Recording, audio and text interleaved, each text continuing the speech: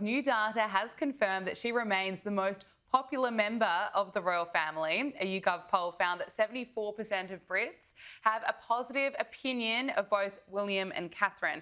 But of course, it is a different story for Harry and Meghan. 61% have a negative view of Prince Harry. It's even higher for Meghan Markle. It's 68% have an unfavourable view of Meghan. Now, as we know, Harry and Meghan love to blame the media for their, lack of popularity, but this is what the data shows, that the Sussexes, they actually had a relatively high public approval rating up until Brexit in 2020. But just looking at that data, overall, the British monarchy remains in good shape with the public, with 58% of the UK holding a positive opinion of the Windsors as a whole, and 55% of Brits approve of the institution of the monarchy. Now, there are no real surprises there that Princess Catherine remains so popular. And despite all the media deals and the new Netflix appearance by Meghan Markle, just Meghan and Harry, they can't seem to boost their popularity. Why is that? Well, I think the main reason is because they've just backed themselves into a corner so much with everything that they've done, pretty much. Like, ever since Megxit, what have they done? Completely bashed the royal family, whether it's the Oprah interview, whether it's kind of subtle digs or not so subtle digs in the Archwell podcast, an interview with The Cut, their Harry and Meghan fly on the wall documentary reality series for Netflix, where it was just a moonathon of everything that they hated about the royal family and the royal institution and the systems that they all hate. So what they've effectively done is they've kind of backed themselves into a corner, because everything that they try to do just doesn't seem genuine, because all they've done is just moaned and moaned and moaned and moaned. And when they showed their actual passions, well, people aren't necessarily interested, because let's be honest, the only reason why people think they're relevant enough to show these passions is because of their connections to the royal family. Now, I mean, I got to tell you, Prince Harry used to be one of the most popular, if not the most popular member of the royal family, underneath her late Majesty Queen Elizabeth II. And I'm not going to say, oh, it's because of his marriage to Meghan Markle, because, I remember at their 2018 wedding, there was almost universal joy across the United Kingdom. It was an absolutely incredible moment. So I'm not going to blame Meghan for it. But what I am going to blame is their constant whinging, their constant moaning. Meanwhile, when we look at Princess Catherine and Prince William, the Prince of Wales, when we look at what they've only had to deal with over the past year, when you've had two senior members of the royal family both simultaneously undergoing cancer treatment, you can't help but think, actually, forget the fact that they're royals. This is hard for anyone to deal with in any situation, no matter what family you're a part of. So bearing in mind, they've had to live through all of that on such a public scale. So it's no wonder that people, feel sorry for them. They can relate to them a little bit more. And despite all of that, the mantra, never complain, never explain. They've never once complained. They haven't put a foot wrong.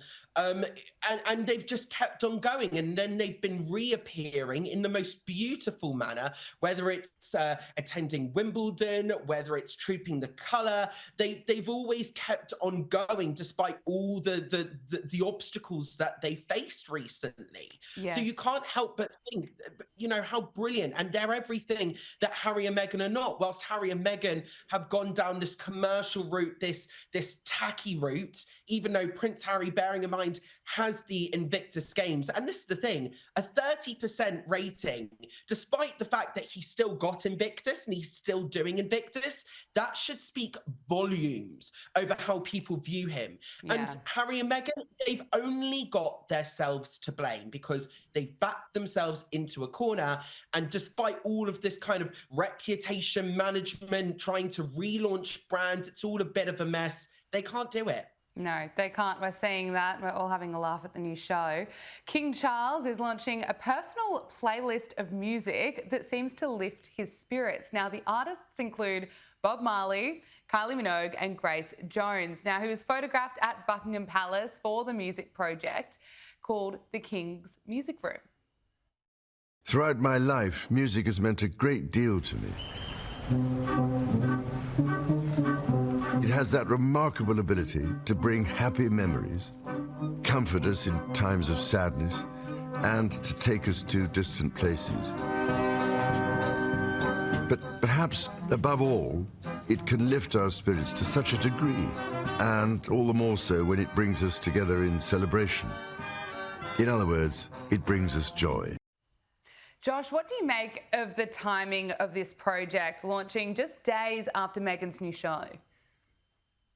I absolutely love every single thing about this because it's days after the new show where Meghan's like, "Oh, I'm Meghan Sussex now," and all of her fans are all rushing to call her Meghan Sussex, despite the fact that they've been calling her Meghan Markle for the past however many years since her marriage to Prince Harry. So what's that? Over 7 years now. So the fact that they're rushing to call her Meghan Sussex, and again, it's this kind of tie to the royal family, and the royal family have now gone, so we're going to launch a on-air project of our own, and it's going to celebrate everything that we love. It's celebrating the Commonwealth. It's for Commonwealth Day, and it includes some of the best artists. You know, when you've got contributions from the likes of British singer-songwriter Ray, who recently performed at the Oscars this year. She performed as part of the James Bond medley. So you've got a real kind of, this is the Royals. You know, it's a very different sort of project than what we're used to seeing from them. This is very much proving that, yes, they are this age-old institution, still very much in touch with the public, still very much liking branching into modern pop culture. That's something that late Majesty the Queen did so well with her sketches with James Bond at the 2012 Olympic Games, and then also for Paddington Bear for her Platinum Jubilee as well. Artists featured include Bob Marley, Kylie Minogue, Grace Jones, and also Nigerian-American singer-songwriter Davido as well. It's to celebrate music and culture from across all the Commonwealth countries. I love the fact that it's an on-air project just days after this absolute kind of show of, I'm still connected to the royal family from Meghan. It is absolutely genius.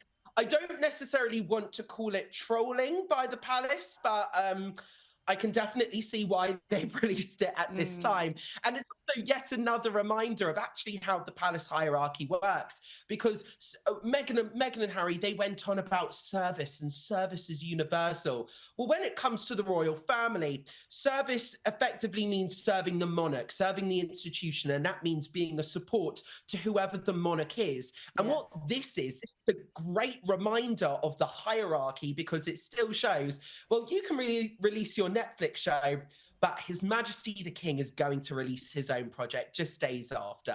So whilst Meghan Markle and the palace whilst Meghan Markle said, oh, she's Meghan Sussex now, and the palace allegedly viewed that as shots fired, this is kind of a little bit of shots fired back. This is very much a reminder who really is in charge. So good to speak with you. Love having you on the show. Josh Rom, have to speak to you again soon. Cannot wait, Gabriella. Sending you all my love from London. Mwah.